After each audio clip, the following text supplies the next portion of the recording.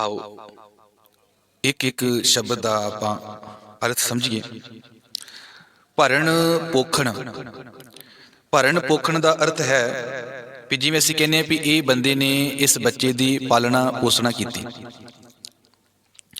भरण पोखण का अर्थ है पालना पोषणा करना, कि परमात्मा साडी पालना करदा है, वो साडी पोषणा करदा है। भरण ते पोखण, भरण पोखण का अर्थ समझ सानू आ गया। ते करंत जियां, वो जियां दी करदा है, पालना ते पोषणा वो सारे जीवां दी करदा है। भरण पोखण करंत वो पालना करदा है जियां सारे जियां दी। ते विश्राम, विश्राम दा अर्थ टिकाणा, टिकाणे दा अर्थ घर, भी वो सानू रहन वास्ते टिकाणा दिंदा है, जां घर दिंदा है, जां थां दिंदा है। वैसे सारे जीवां दे लई, क्योंकि मनुख अपने घर बनांदा है, पर दूजे जीव इवें घर नहीं बनाते जिहो जिहा मनुख बनांदा है। तो फिर मनुख तो यही समझेगा भी सानू बंदियां नूं ते घर मिल गया, जीवां नूं थोड़ा मिले। नहीं, हर जीव का टिकाणा अपना अपना, घर अपना अपना है। पर सब तो वड्डा टिकाणा साडे रहण दा, साडे जिंदगी जीउण दा रब ने एडे वड्डे ब्रह्मंडां विचों, एडियां वड्डियां धरतियां विचों, सूरजां विचों सानू धरती रूपी धर्मशाला दित्ती। ते गुरु नानक साहब ना देखो जप बाणी विच कहंदे ना कि धरती थाप रखी धर्मशाल, भी सानू एडे वड्डे ब्रह्मांड विचों एक छोटी जी थां दित्ती आ, धरती रूपी धर्मशाला। ते धर्मशाला दा अर्थ हुंदा है जिथे बंदा आउंदा है ते थोड़ा समा रह के चले जांदा है। ते धर्मशाला दा अर्थ हुंदा है इत्थे आपां हमेशा नहीं रहना। धर्मशाला का अर्थ होंदा है भी जिथे आपां दुख सुख का सैलीब्रेट करना है, तो इत्थे आपां इकट्ठ कर लीए। ते ध्यान रखना सासन, अब आपां अगे चलीए। विश्राम का अर्थ होंदा है टिकाणा कर देना, रब सानू कर देंदा है, टिकाणा देंदा है। ते शादन का अर्थ है शादन भोजन की आसा, शादन का अर्थ होंदा जी कपड़े, वो सानू कपड़े देंदा है। हुण इत्थे एक सवाल उठदा है भी वो सानू कपड़े किवें देंदा है? कपड़े ते आपां बनाउंदे आ, घर आपां बनाउंदे आ, रोटी आपां बनाउंदे आ, कमाने आ, मेहनत करदे आ। हुण इस नुकते नूं भी समझना पएगा। पर आपां हुण देखो गुरु भी गल कह रहा ते असीं ये गल कह रहे हैं, ये गल सही है भी देण वाला परमात्मा है। ते हुण वो परमात्मा किवें देंदा है, ये नुकते नूं भी विचारना आ बाणी दे विचों। ते हुण आओ आपां इत्थे पंक्ति नूं कंप्लीट करिए। गुरु कहंदे आ भरण पोखण करंत जिया, वो जीवां दी पालना पोषणा करदा है। ते विश्राम शादन, वो घर टिकाणा दिंदा है। शादन दा अर्थ भोजन, कपड़े दिंदा है। शादन दा अर्थ कपड़े दिंदा है। देवंत दानंग, देवंत दिंदा है, दानंग दा अर्थ दान दे रूप विच। रब सानू कपड़ा, ये घर टिकाणा ते साडी पालना करदा है, ये दान परमात्मा साडे ते करदा है। दान रूप विच दाता दिंदा है, वाहिगुरू सानू दान दिंदा है। ते एक गल याद रखना, बंदा कदे दानी नहीं हो सकता, जे दानी है तो परमात्मा है। हुण इस गल नूं हजूर ने कहना दद्दा दाता एक है, सब को देवनहार। अज ते डेमोक्रेसी है ना, ते गुरु साहिबा दे समय ये राजियां दा राज हुंदा सी। एक राजा ही मालक हुंदा सी, ते राजा ही सारी जमीन दा, सारी संपत्ति दा, सारे अनाज दा, किसान दी खेती दा उही मालक हुंदा सी। ते उस माहौल दे विच गुरु ने जिहड़ा बचन किया है ना भी ये राजा नहीं, असल विच वो परमात्मा है, जिहड़ा सानू देण वाला है वो परमात्मा है। ते अज ते देखो, अज असी राजे दे अधीन नहीं, असी ते अपनी किरत करदे हां, अपने खाने हां, ते फिर भी साडे अंदरों ये गल नहीं आ रही, सानू समझ नहीं आ रही भी सानू देण वाला रब किवें हो गया, असी ते कमा रहे हैं। आओ ये भी बाणी च नुकता विचारांगे। हाँ, भरण पोखण करंत जिया, वो भरण पोखण जीवां दा करदा है। विश्राम शादन, विश्राम दिंदा है, टिकाणा दिंदा है, घर दिंदा है। शादन भाव कपड़ा दिंदा है। देवंत दानग, दानग दा अर्थ दान, देवंत भाव दिंदा है, वो ये दान सानू दिंदा है। ते दाता जिहड़ा दानी है ना, वो बंदा नहीं हो सकता, वो केवल रब वा। ते हजूर कहंदे दद्दा दाता एक है, सब को देवनहार, देंदे टोट ना आवे, अगनत भरे भंडार। वो परमात्मा देंदा दे ते लैंदे थक पाहे, वो दई जांदा है, असीं लै लै के थक जाने हां। ते जुगां जुगंतर खा ही खाहे, जुगां जुगंतरां तो असीं खा रहे हैं, भावां असीं खाई जाइए होर अगे भी, ते रब दे भंडारियां च कमी कोई नहीं आती जी। आओ एक पंक्ति पूरी हुई, अगली पंक्ति।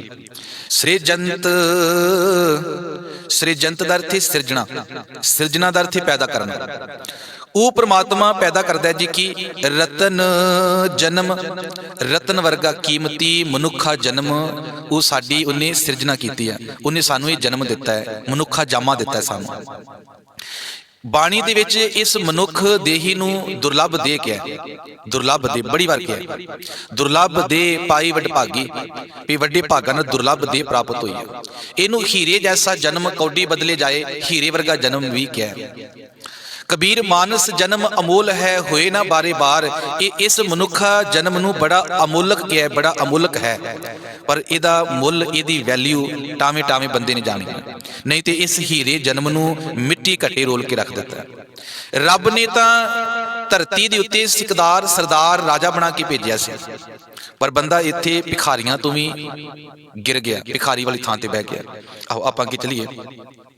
ਸ੍ਰਿਜੰਤ ਰਤਨ ਜਨਮ, ਕੀਮਤੀ ਰਤਨ ਵਰਗੇ ਜਨਮ ਦੀ ਪ੍ਰਮਾਤਮਾ ਨੇ ਸਿਰਜਣਾ ਕੀਤੀ, ਭਾਵ ਮਨੁੱਖ ਜਾਮਾ ਰੱਬ ਨੇ ਦਿੱਤਾ। ਹੁਣ ਦੇਖੋ ਇਹ ਤੇ ਗੁਰੂ ਬਾਣੀ ਵਿੱਚ ਇਹ ਗੱਲ ਵੀ ਆਈ ਹੈ ਨਾ, ਮਾਤ ਪਿਤਾ ਬਿਨ ਬਾਲ ਨਾ ਹੋਈ, ਤੇ ਰੱਬ ਸਾਨੂੰ ਜਨਮ ਕਿਵੇਂ ਦਿੰਦਾ।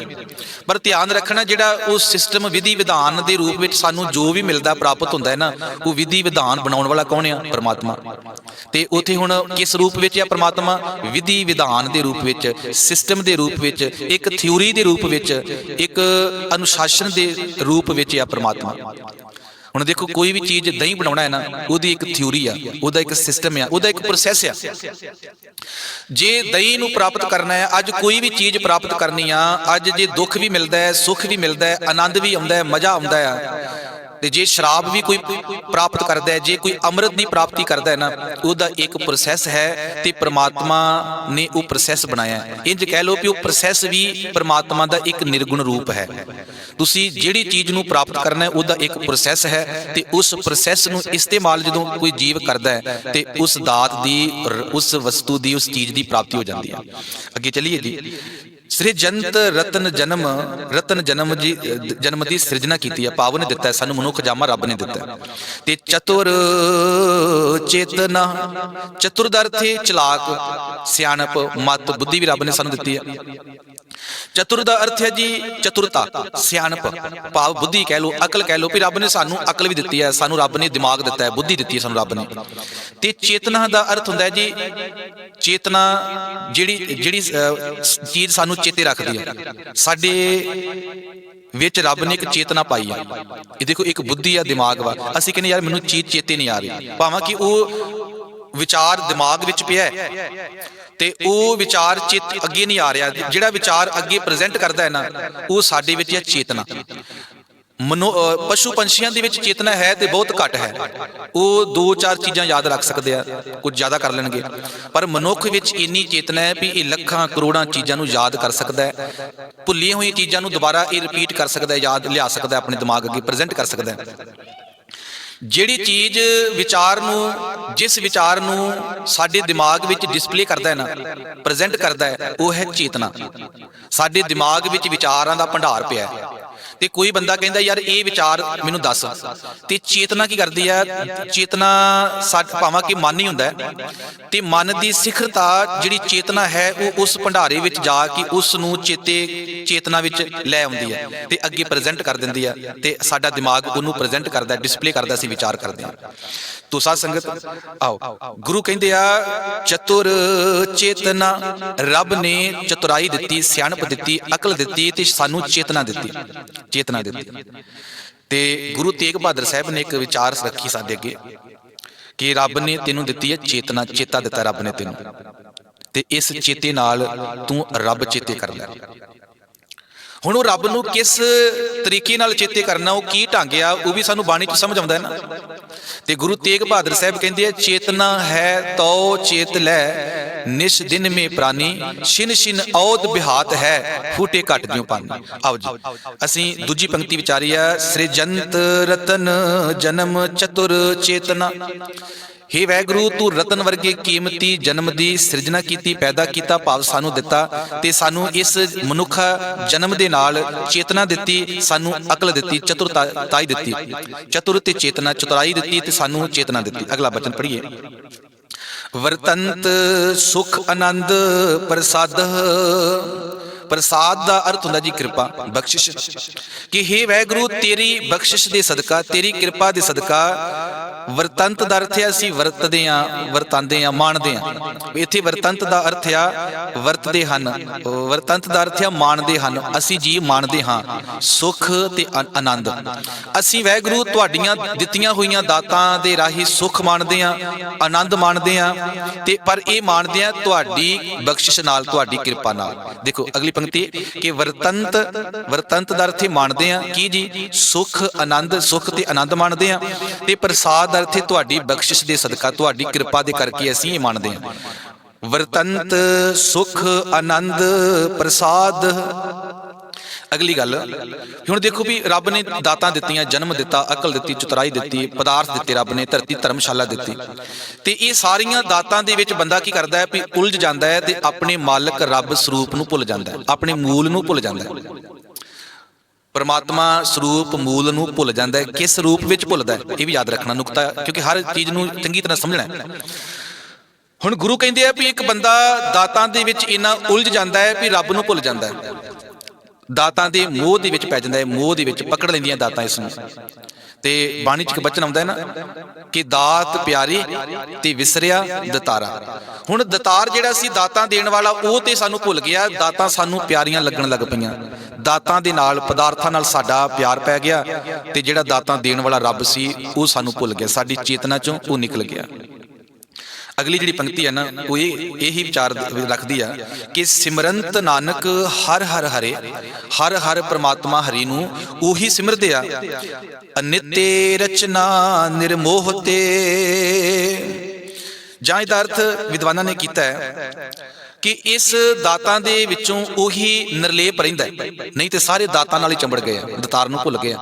ਤੇ ਇਹ ਦਾਤਾਂ ਦੇ ਵਿੱਚ ਉਹੀ ਨਿਰਲੇਪ ਰਹਿੰਦਾ ਆ, ਭਾਵ ਇਹਨਾਂ ਦਾਤਾਂ ਦੇ ਵਿੱਚ ਜੰਜਾਲ 'ਚ ਫਸਦਾ ਨਹੀਂ ਆ ਜਿਹੜਾ ਪ੍ਰਮਾਤਮਾ ਦਾ ਸਿਮਰਨ ਕਰਦਾ। ਆਓ ਜੀ, ਅਨਿਤੇ, ਅਨਿਤੇ ਦਾ ਅਰਥ ਆਪਾਂ ਪਿਛਲੇ ਸ਼ਲੋਕਾਂ 'ਚ ਕੀਤਾ ਸੀ ਨਾਸ਼ਵਾਨ। ਨਿੱਤੇ ਜਿਹਨੇ ਨਿੱਤ ਰਹਿਣਾ, ਆ ਨਿੱਤੇ ਨਾਸ਼ਵਾਨ। ਰਚਨਾ ਜਿਹੜੀ ਨਾਸ਼ਵਾਨ ਰਚਨਾ ਹੈ, ਭਾਵ ਪਦਾਰਥ ਆ।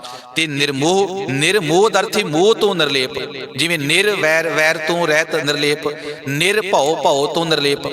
ਤੇ ਇਸੇ ਤਰ੍ਹਾਂ ਨਿਰਮੋਹ ਤੇ ਕਹਿੰਦੇ ਉਹ ਬੰਦਾ ਨਿਰਲੇਪ ਰਹਿ ਸਕਦਾ ਹੈ, ਮੋਹ ਤੋਂ ਨਿਰਲੇਪ ਰਹਿ ਸਕਦਾ ਹੈ ਜਿਹੜਾ ਬੰਦਾ